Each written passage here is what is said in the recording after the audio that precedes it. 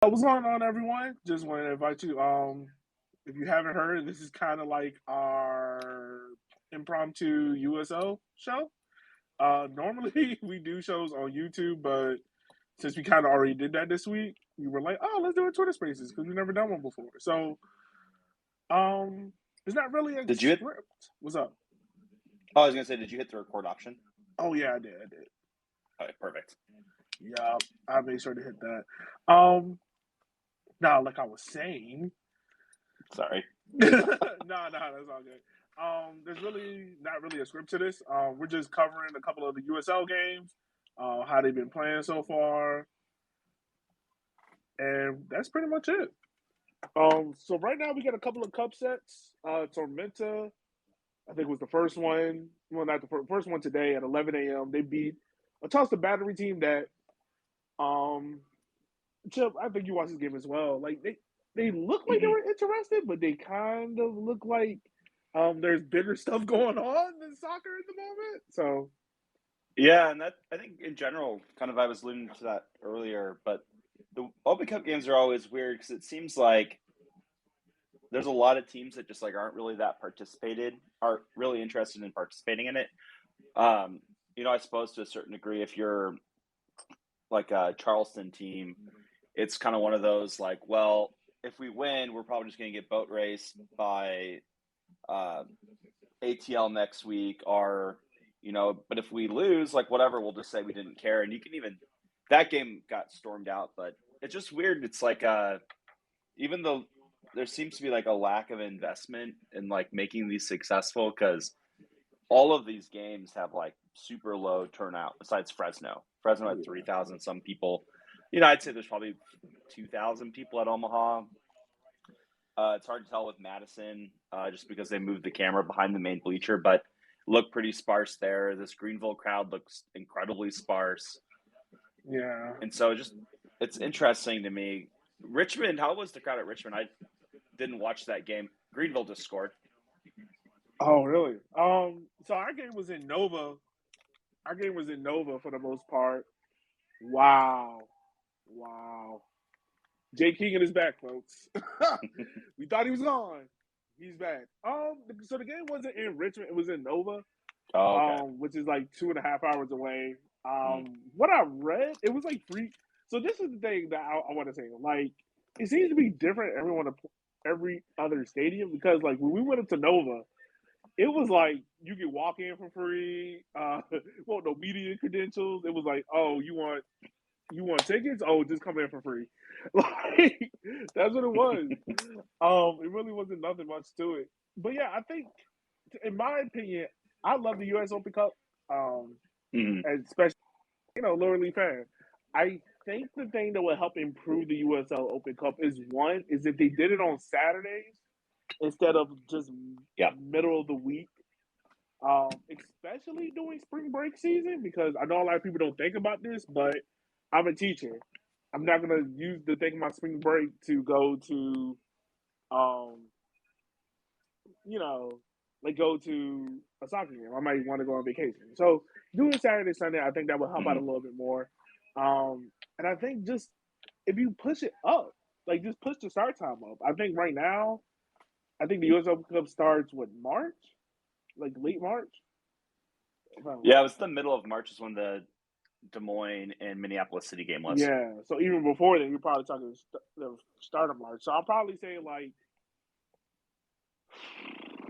uh, if you start like late April, I think that gives not only the USL and the NISA teams enough to get into the regular season, because right now you're seeing a lot of rotated Mm. squads. You're seeing teams not taking it serious. But I think if you get later into the season, you kind of know who can start, who can't.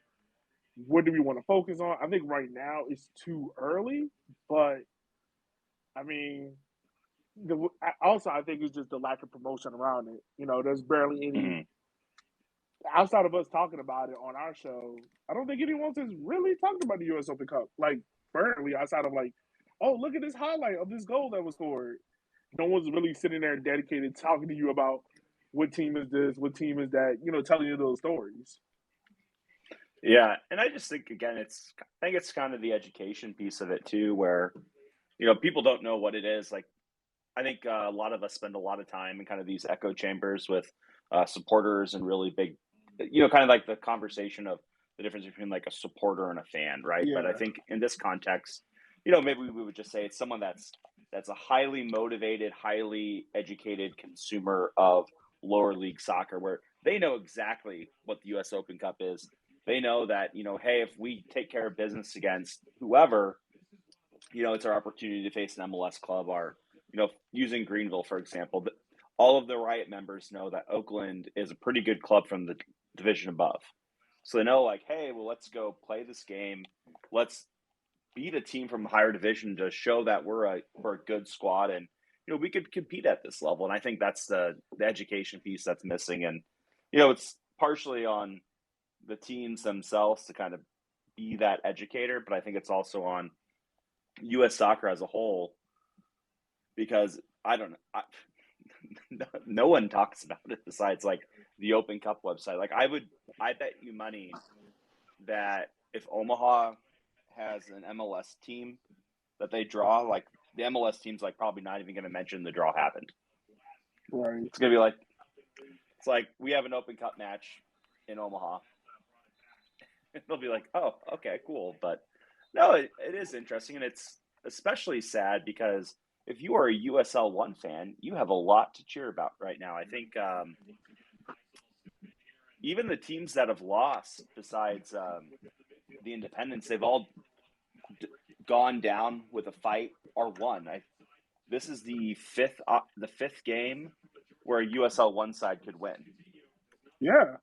USL, I think right now is probably doing really good in US Open Cup so far. I mean, Richmond got the win, Tormenta, Redacted lost. Glad about that. I know Ben is probably laughing at that. Mm-hmm. Union Omaha got a good win. Greenville right now is leading 1-0. Chattanooga, even though it lost, like outside of that one mistake, they played a decent game against a Louisville team that most people will have in the top half of the Eastern Division of the USL Championship, right? Mm-hmm. So, I mean, yeah, they're doing well. And also NOCO. I know Nick is on. He's going to be speaking to about NOCO and how they were doing. I want to see more out of NOCO. I know we played them this weekend, but I couldn't really gain an eye for the game because the red card happened so early. And then, what was it? After extra time, like, I don't think Colorado was playing with defenders. I think they were playing like a 9-0-1, something like that. mm-hmm. Which was crazy too, because they were subbing out attacking players for other attacking players after they were already up 1-0, which I thought was kind of shocking because I thought they would, take out those guys and put in more defensive-minded guys and just like park the bus, but they still wanted to attack, which was crazy to see, especially when they they had that hard-fought 1-0 win there in the 95th, 96th minute. Right. And overall, it was just, again, it was a big win. And again, that was against a top team in the USL Championship West Division. They're not a, I wouldn't say they're probably most people's like Western Conference like finalist pick, but they're a solid team that I think pretty much everybody has going to the playoffs. So it's definitely nothing to sneeze at. And, like you said, if you're a Richmond fan, you're pretty happy that the game went so long, but at the same time, man, you wish you had some more tape with them at 10 men. Yeah, and that's one of the things. Oh, my fault. What's up, Nick? Oh, no worries. What's up? What's up, guys? I just want to hop in here. So real quick, Nick. Wait, what's up? Could you just introduce yourself to everyone else? Hey, what's up? My name's Nick Rosser. I am a part of the Storm Chaser supporters group. I helped founded that with my soccer podcast called Winners and Woozers. Just trying to hop in the USL scene since I now have a local team to support. It's kind of hard to support the Switchbacks being 2.5 hours away. So here we are. Perfect. All right. Now we need your social security number. I'm joking. Yeah. No, man, how's it feel? Like, you got your first win over an in-state rival. Like, you guys. I'm gonna be honest. It was kind of. I mean, it was probably like one of the best experiences of my life. But it was like, I don't know. The center ref pissed me off pretty much the whole 120. Like, I wanted to actually see like what our team could do against them, not like sit back and hold on the whole time. Like, the red card was obviously disappointing from Para. Yeah. But we never really got a chance to actually show our worth, and we were actually, picking good balls together before that red card, and it was kind of disappointing. Yeah, it was. From what I saw, like obviously, Para the red card was definitely deserved, but I mean, you guys just seem to go like strength from strength with the substitution. It was like Michael McCain came on, Marcus Hernandez. Like, is the MO of Norco this year is like just we're going for it, like it's all offense. Yeah, it's actually pretty solid. I think we actually. So I like read your I heard your podcast the last time, and you guys mentioned like the communication with the club has been pretty poor, and so we actually had no idea that we had 5 injured players yesterday. So we had no. We didn't get to see Nordy out there. I don't think we got to see Daniel Scally. So pretty good players, and so I think. And then we also introduced these 3 loanies that are going to be solid USLC players coming in. And they actually played really well overall after like a week of practice. So I just think overall, like, we'll be solid defensively, but it's mostly going to be trying to outscore opponents this year. Yeah, I kind of got that vibe just based on like how some signings were. Like, it seems like Iman kind of spent like all the money. Like, all right, look, we're gonna put all this money into this attack and the defense. If you guys can just not let in 3, we can score 4. It's kind of like the point of it. But I mean, it's going to be interesting to see how Noco plays. Who are you guys hoping for in the next round? Like, who would you want? Do you want? Well, you guys get Colorado Rapids or no? I think we could get them, but I kind of want New Mexico United. Ooh, okay. Yeah, I think we took it to them when we were in New Mexico without even our full roster being here during preseason. So I think we could have a good chance of going through. Mm-hmm. Right. And so, as a reminder to everybody, the draw takes place tomorrow at noon Eastern time. Teams will be put into regional pods of 4 or 6.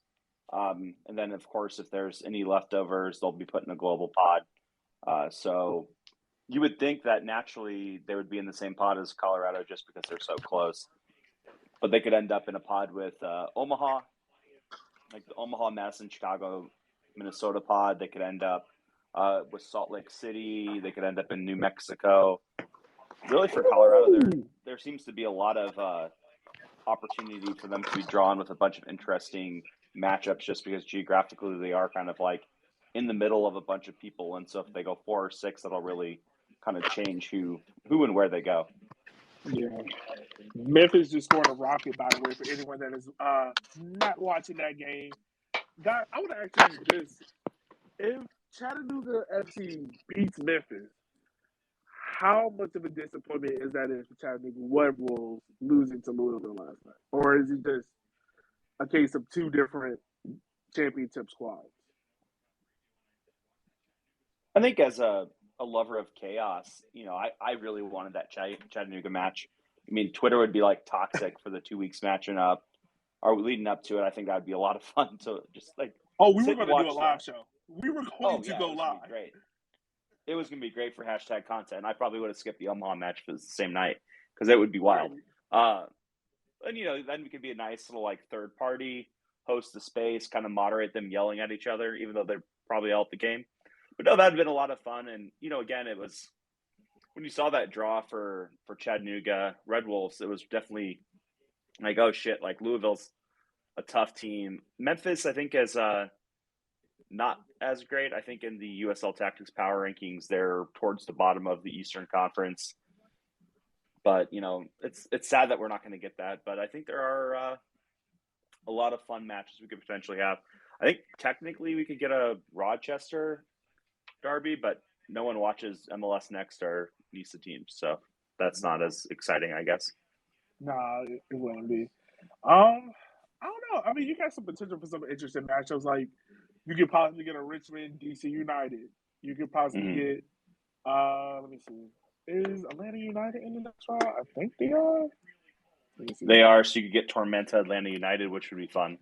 That would be that would be a nice game. You get Greenville Charlotte. That would be fun. Yeah, you could get that.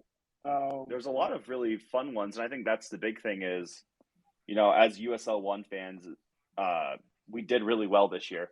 This Cup competition is kind of met so that the MLS teams don't have to play lower division teams and possibly get embarrassed. But it's going to be hard for them to avoid it with what's looking like essentially my math's bad right now. 8 teams going up, 8 teams going through from USL 1. Yeah, I think so. Let's see. And they have it set Fuego, up so Madison, Hailstorm, Richmond, Tormenta, Tucson, Omaha, and potentially Greenville. So it could be, 8. Yeah.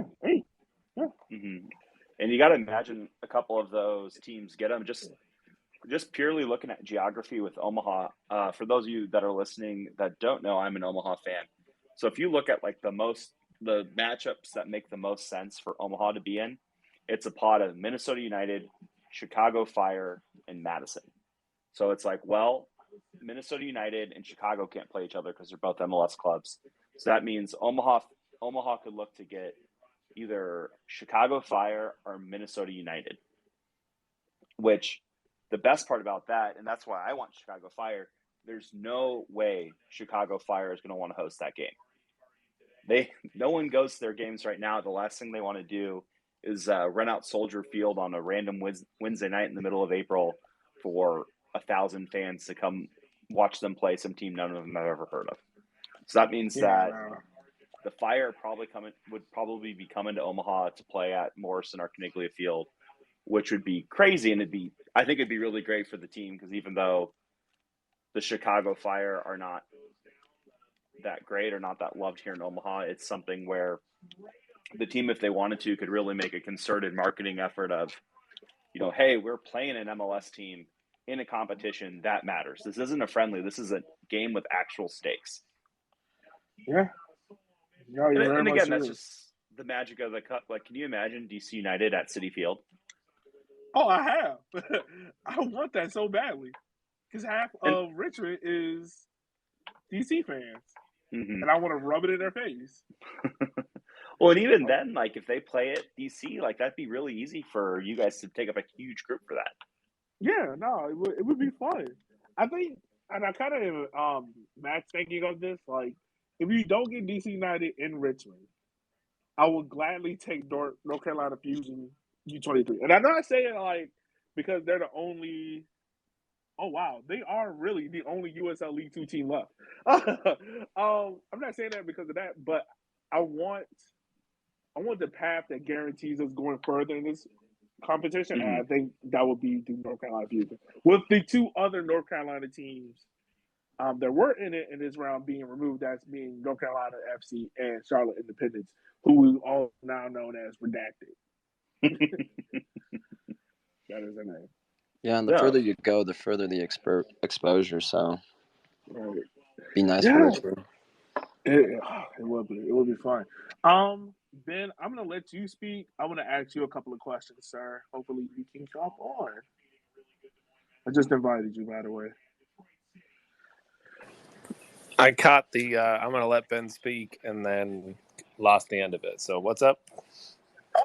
Oh no, I wanted to hear your thoughts on Charlotte FC about to enter in the next round. Do you have your eye on anyone you want to play? Were you hoping for a Charlotte derby, perhaps? Yeah, I mean, I think that would have been pretty cool to see the Independents play Charlotte FC in general. Like right now, I think it's going to be exciting no matter who they play because it'll be like an inaugural U.S. Open Cup game. I hope it's home. But like honestly, I'd really like to see them play NC Fusion because I think that would be a really cool matchup. There's a lot of like some like crossover from like old, like Brant Bronico, who's a midfielder for Charlotte FC, went through NC Fusion's he played for them years back. But and there's a lot of little connections here and there. And I think it'd be cool to see them get some exposure that they deserve. Like, I don't think they would beat them or like not lose by 4 goals. But I also think like NC Fusion looked really good. Like they went down a few times, I think, and they fought back. And like, I'd just be excited to see whoever they play. I'm really excited to see who they get drawn with. because they could make some noise. I mean, anything is possible at this point. But yeah, and I think I've got a mild hot take about the Independents as well. That and this may seem like my bias is showing, but to be honest with you, against the Fusion, Miguel Ibarra, I kept forgetting he was on the pitch. And I guess he has been a really good player in the past, but I don't think he's going to be able to save the Independents or make them even mildly competitive this year. Because anybody that watched that game, and granted it was their first game of the year, but they did not look good. They got played off the pitch by a League Two team, which is never good, no matter who that is. But yeah.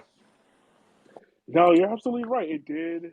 It gave you a little cause for concern because it seemed like the way I'm thinking about it, it seems like they got him and maybe one other person and was like, all right, we're just going to throw a bunch of kids in this and hope for the best. Well, it's the NCFC strategy. Yeah, pretty much. I don't know. Well, and then and they've got a lot of turnover too. They only brought back 3 people from last year, and they were one of the players, Clay Dimmick, played an okay amount of time, but the 2 other guys were second or third options in their positions. So not to mention Irvin Parra, who was the second leading scorer on the team last year, went to a different League One club. Yeah. Irvin Parra is going to be fun to watch because he was really good for the Independents last year. And the fact that I assume, anyways, he's going to be the guy for Hailstorm, that's going to be really exciting to watch. And that being said, the Independents don't really have a striker. And the guy who they had playing striker, he was just really slow. And I guess he could be a target guy, but I don't know. I think they've got a lot of, and I've only vaguely kept track of it, but they've got a ton of new parts and a completely new roster. And there are a bunch of younger guys too. I think someone had already mentioned too. So I think it's going to be a long season for them. So, but the other cool thing is the Charlotte FC guy they signed and then loaned down to the Independents. He had a pretty decent game, I think. McNeil, I think, is his name. But yeah. Yeah, I thought that was interesting too. When they made that announcement with partnering with Charlotte FC, I saw a lot of people make MLS Next jokes, but this is essentially, from my understanding, the same as a lot of teams have had. Madison has had it with the Fire and Minnesota United before. I'm trying to think who else. A couple of teams have had these partnerships with the MLS where they send down a handful of guys every single year to get some minutes and just kind of get their legs underneath them a bit. And so while the MLS Next jokes are funny, it's kind of weird to see, though, because I would assume that Charlotte FC has their own MLS Next team. So yeah, and they would need the players. They've already talked about starting their own MLS Next team. They're going to start next year because, of course, they had bigger things to do starting an MLS team this year. But yeah, and I think they've even said that they wanted to have their MLS Next Pro team outside of Charlotte. So I guess there's a scenario that they buy the Charlotte FC buys the Independents and then moves them out of Charlotte. But I think that's an outside chance because I don't know why Charlotte FC would do that. I don't know. I don't know what they're going to gain from doing that. But who knows? Crazier things have definitely happened in lower division soccer. Crazier things have happened, and as we always know. I don't know. The way I feel about the Independents is kind of just one, fuck them because they blocked me for a little joke, so they're soft. 2, their owners are racist, and 3, they can't even pay their players. Yeah, that's the other thing.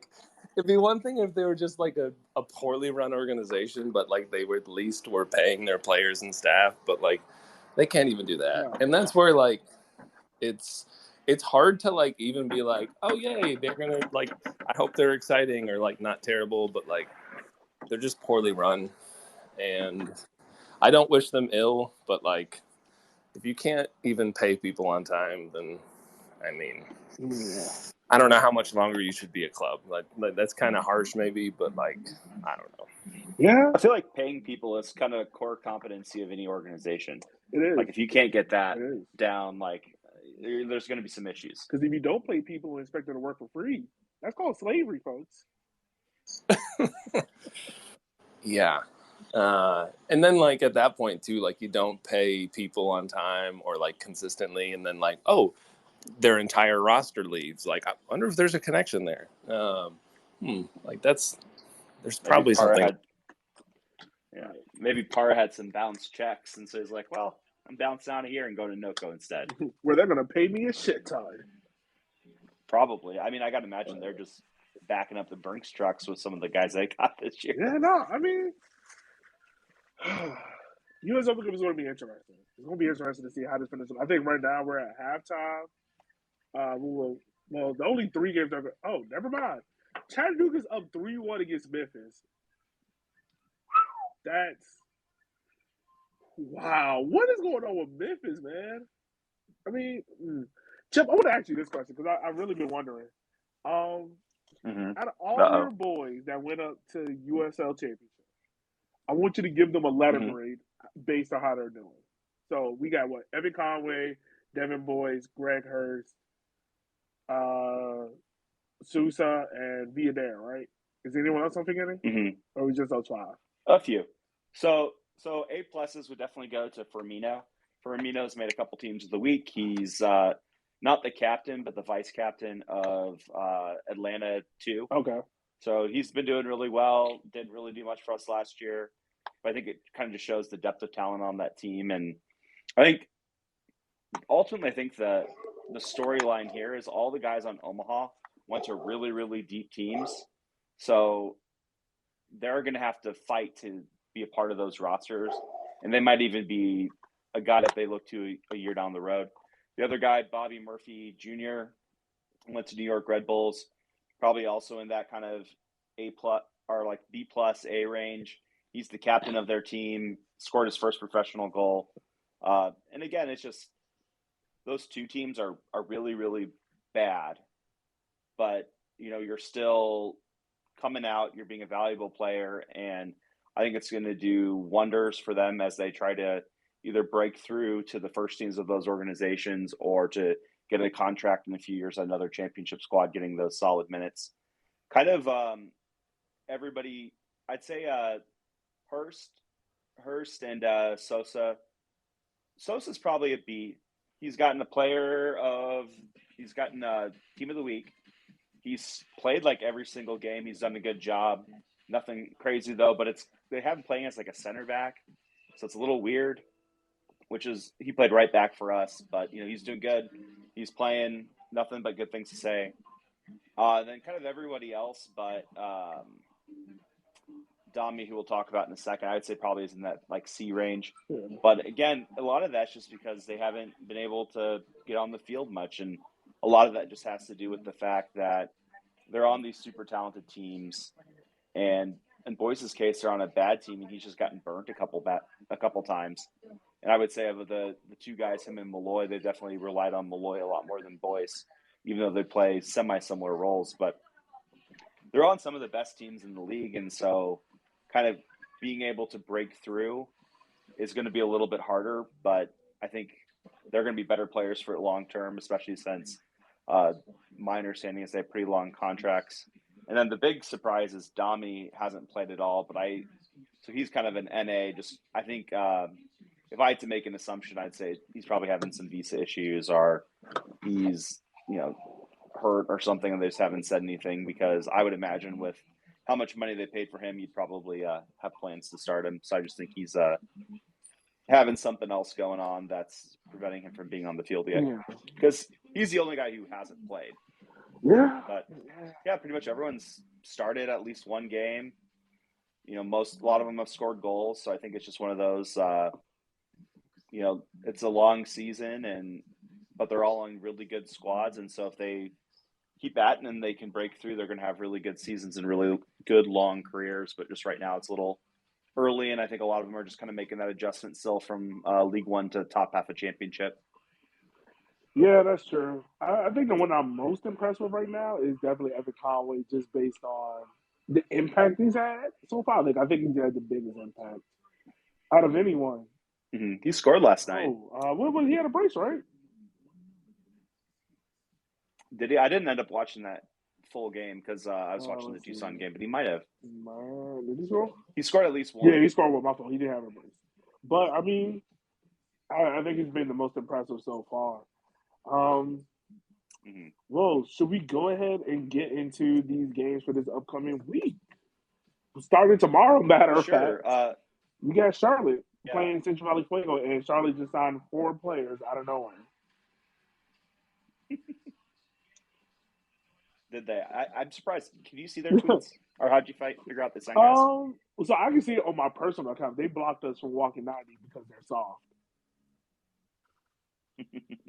I would not let that take go. I mean, I think, again, with this game, Fuego, it is interesting because I think Fuego has had the blow-up that I expected NOCO to have this year, especially with, like, the fans that, there's a lot to pay attention to, and some of the signing news is kind of dry and boring, and, when your team's getting all these new players, it's kind of easy to ignore what's going on with other players. But, Fuego's definitely kind of been the belle of the ball so far this year. They had the big 2-0 win over Greenville. They had the big, 5-1 win over El Paso Locomotive, which I thought was hilarious because I saw a Fuego fan say the fact that they let one in was very disappointing, which is like, dude, you guys won 5-1. Right. Like, calm down. You're good. But, yeah, I mean, I think they're going to, short week. They've got to travel across the country, but Charlotte's look pretty listless at all times, and I gotta imagine Fuego wins 2-0, 3-0. Yeah, I'm kind of in the same boat with you. Very good. I'm kind of in the same boat. Now I will say this: I do think Fuego has lucked up. Like we talked about on the show, like with some of the goals they scored, and just some of the piss poor defending they've been up against. I really think they have benefited from that fact. But outside of that, I mean, when the opportunity arises, you take your chance and you score them. I'm going with you. I don't expect this game to be close at all. I actually expect it to be like a 3-1, 3-0 win. Mm-hmm. Well, I think the big thing to remember with that, too, is half the reason that they were in those positions to score those kind of lucky goals was because they were pressing so high and because they were making Greenville make tough choices. And I think that's ultimately what led to those. But, yeah, I mean, right now, it's really hard to pick against Fuego playing Charlotte and say anything but a blowout. Yeah. Let's skip. All right, one random thing I want to jump in and mention about Fuego is that Christian Chaney, who's obviously been doing really good this year, he played on the Independents, I think at 2018 or 2019. I think saw the field 2 times, so it's kind of a revenge game for him. Okay. So I'll be curious to see, assuming he plays, what he's going to do against his old team. So I just wanted to throw that in there. Y'all have a good rest of your night, and down with the Independents. There you go. Thanks, Ben. I mean, I think, again, that's an even better point because I believe Chaney was the guy who had the 2 goals against Greenville. So that'd be interesting. And if he can do it again, he kind of becomes a guy that could be in the Golden Boot race that maybe people didn't expect to be. So I think most people looked at Villian and said that's the guy that's going to go for the Golden Boot from Fuego. So that'd be cool to see him rush out to an early start. Yeah, it would be. It would be cool to see him kind of get out there and get things flowing. All right, next game we got Richmond versus NOCO. I'm kind of, I don't know how to call this game. I don't know whether to call this a draw because I can see either team winning it, and I can see this game being a complete draw because I think they're playing into each other's hands so much. Richmond is really tough and stout on defense. NOCO is this offensive juggernaut with these names that we've all heard. So I'm leaning more. I can see Richmond winning this 1-0. I can see NoCo winning this 2-1. It just all depends on how like the minuscule moments break down for either team. Mm-hmm. And Nick, we'll get your take last on this one since I'm sure you've got a good take on this one. But I think it's going to be similar. I think Richmond's looked really good this year. They obviously had that 4-0 win over Tucson, who I don't think is necessarily a slouch by any stretch of the imagination. NoCo's going to be a little bit tired, though. They're going to be traveling, kind of short week. I think it's going to be 2-2.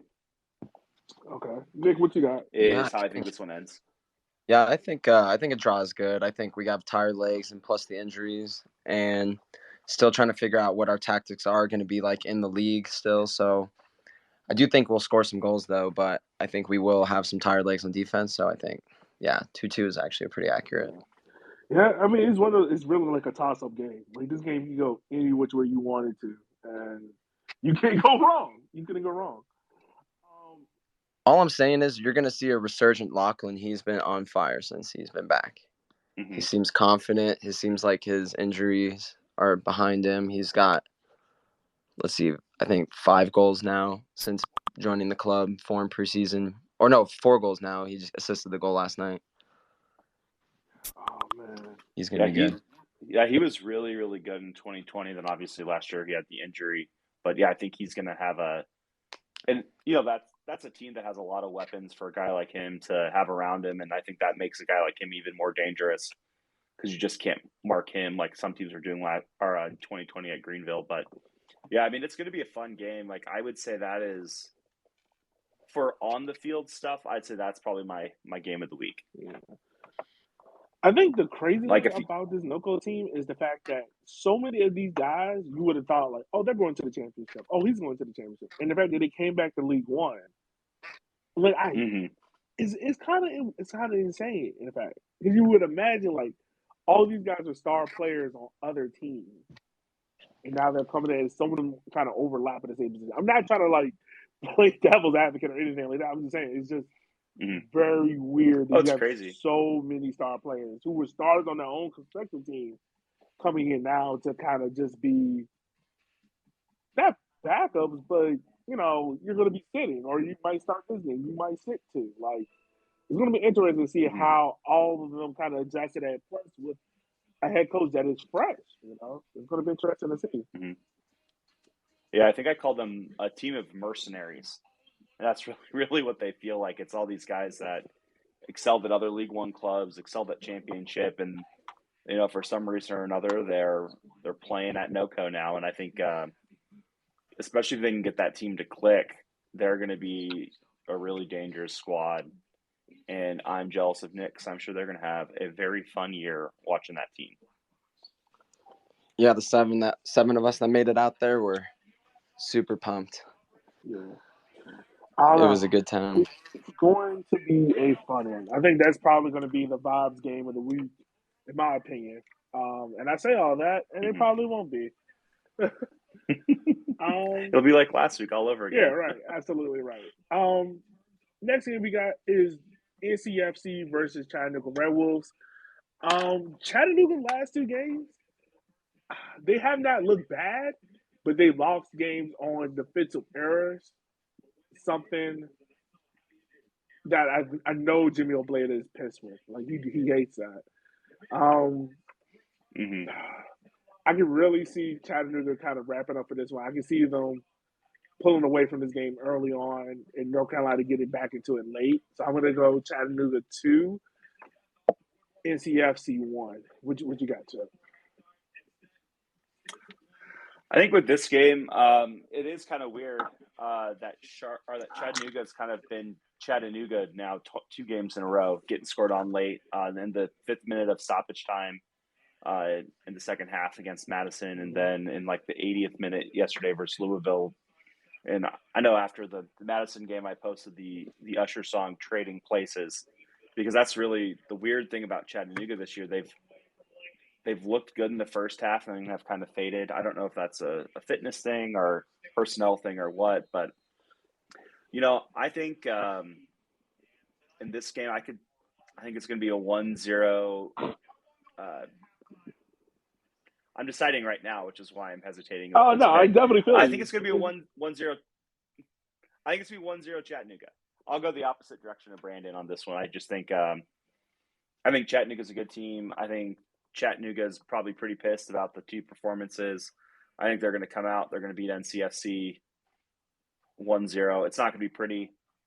And they'll score in the first half, not the second half. And then Obleda is going to have them locked down because I am sure he is not a very happy camper about their performance in the last 20 minutes of the past 2 games they've had. No. How many burpees do you think he's going to have them run if they give up another late goal this week?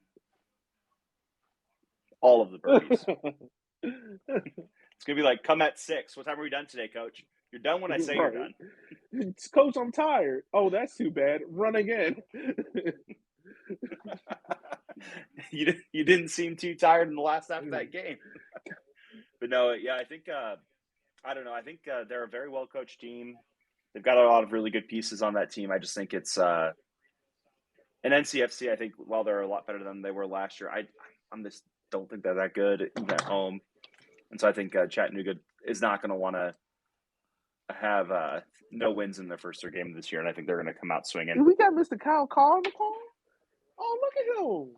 We do. Come on, Kyle. Hop on, buddy. I need to hurry up because I invited him twice. Just in time for the last pick of the day. That's all he cares about. Well, Kyle's figuring out how to use technology. Yeah, sorry. I finally stopped being a family man, so that was kind of nice. So you said, but fuck I am them grabbing kids. formula. There you go. So, I'm so proud of you. yeah, I can't not be a family man, but I jumped on it, so I heard the NOCO score prediction, and then also the Chattanooga and NCFC, and I actually think that's going to be a 1-1 draw. I think North Carolina is going to want to make this a frustrating game, and not to say that Chattanooga isn't going to try in the first half. I don't think they'll blow the lead. I think they'll actually come from behind. I think North Carolina catches them a little bit earlier, gets an early goal, maybe like 30th-ish minute, and then Chattanooga will kind of get something probably around like the 50th or 60th minute, just because I think those legs are getting tired between probably not being fully fit going into the Madison game, and now you just play in a tough Open Cup match on the road. I don't know. I can see them slipping a little bit early on before turning it around, so I'm going to say 1-1. Yeah, I mean, there's also a good case for North Carolina to really get points out of this game because the next 2 games are at home against Greenville and against NOCO, who you imagine by that point will be tired because they'll be on the road so much. So it's a good chance. NOCO probably, not NOCO. NCFC really tries to go for this knowing that, hey, we got 3 games at home. Let's try to, rack up points now versus trying to do it on the back end. It'll be interesting. That's what I see. Last game we got is the Derby of Petty, Petticoat, as you all like to call it. For Madison, Union Omaha. I'm going to shut the fuck up and let y'all 2 talk. Wait, I thought Greenville, Omaha was El Petticoat. When did it shift to Madison? I don't know. Madison and Omaha are like the I don't know what's it. I had something really good, but I can't think of it. But essentially, the Omaha fans chirp a lot at the Madison fans, and then the Madison fans pretend like we don't exist until they win, and then they talk a lot of shit. But I think I know that there's a strong contingent of Omaha fans coming out. I think like 20 or 30 of them. So there's going to be a nice little away section. That'll be fun. Madison always is a fun game. I think this is a good draw. It'll be interesting to see kind of how many people come to the game. It's Madison obviously has always been very well attended, and now that they've kind of been able to, not to say that we're out of COVID, but to say that it's kind of calmed down a bit, and I think they're kind of resuming some of the promotions and group sales and things like that made them successful in the past. I bet you have pretty damn close to full house. It's going to be a fun game. I have a prediction that Omaha will have a surprise announcement on Saturday about a player signing. Just because Jay is a petty man and he takes too much after Bill Belichick. But ultimately, I think it's probably going to be a 1-1 draw. just because especially after watching that Open Cup game, I think our attack looked great. We put 20 shots on frame, 7 on target, but only slipped one pass and needed a late own goal by Des Moines to go through. So I think 1-1 feels about right. I think we're going to burn them on a counter one time, but that back line of Madison's going to hold solid for the most part, and then they'll score a goal, of course, because that's what they do. Just to be annoying and make it a draw. All right, Kyle, what you got, bud?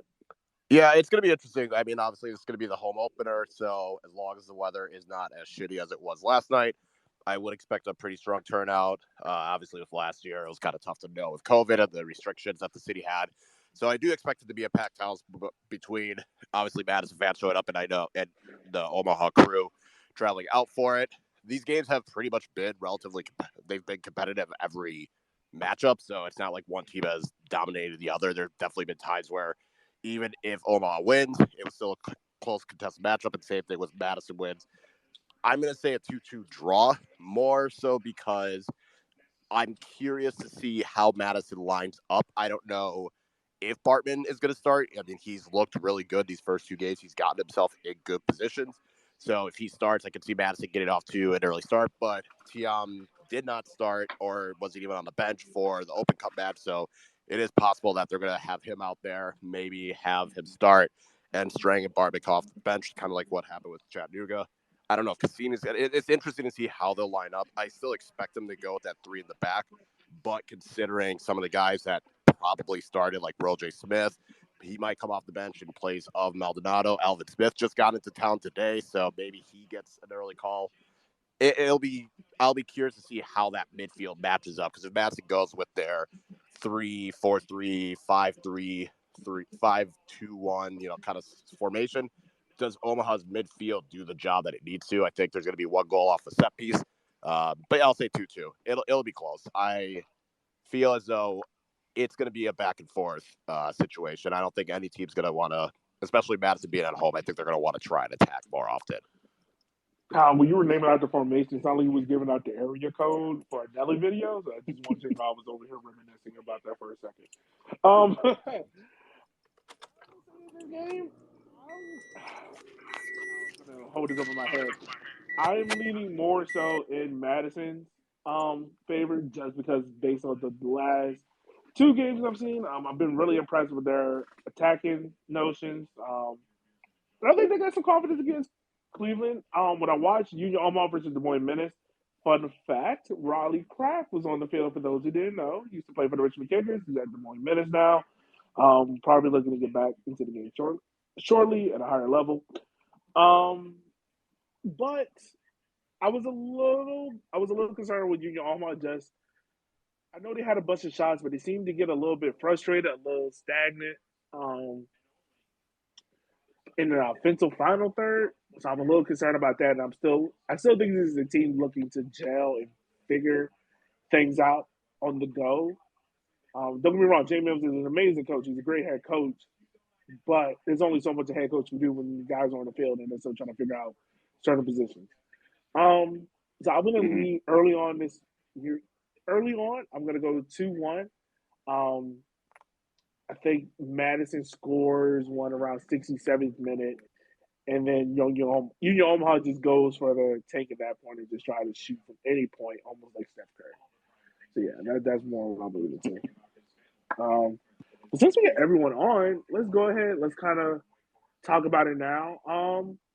Guys, what is and for those that are new to the show, I'm assuming some of y'all are new or not new. What's your chaos pick for this week? Omaha, Madison. Okay, Kyle, what you got? Kyle's being a family man again. Oh, Kyle, you suck. For me, I'm gonna go. Actually, no, I was looking up the matches, so I'm actually going to go NCFC. No, actually, I say Richmond Hailstorm. I don't know what to expect from NOCO. I think Richmond is definitely going to try and get them on the counter with the attacking players that NOCO has. I think Richmond's going to want to go on the counter. I feel like there's going to be a couple cards in this one. I can feel this one get a little bit chippy, so I'm actually going to go Kickers NOCO. And I have a totally different pick. I'm gonna go Oh man. Yeah, I'm gonna go NCFC Chattanooga just because I can see both teams needing the points early on, kind of correct their seasons, get back in the flow of things. So I'm going with that pick. All right, last one. What is your guys' vibes pick of the week? Chip, I'll let you go first. I'm gonna say Fuego. That's a Friday night game. That's one of those. Have some dinner, crack a beer, and just watch what I think is just gonna be an absolute beatdown. Great time. Have a good laugh. Go about your Friday night, and then get ready for a slate of 3 games at night for the rest of League One.